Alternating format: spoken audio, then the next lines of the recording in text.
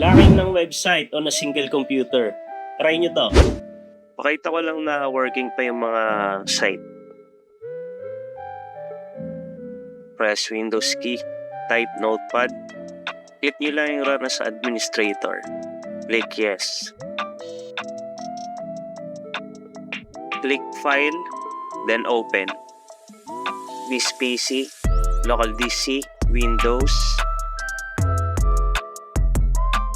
System32, drivers, etc.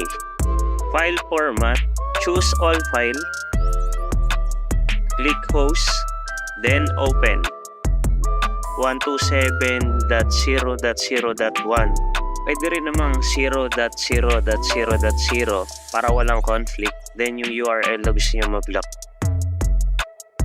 Click file and save. Restart your PC.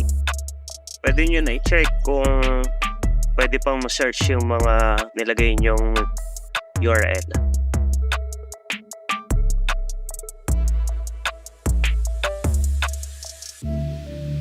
Then try natin other site kung working.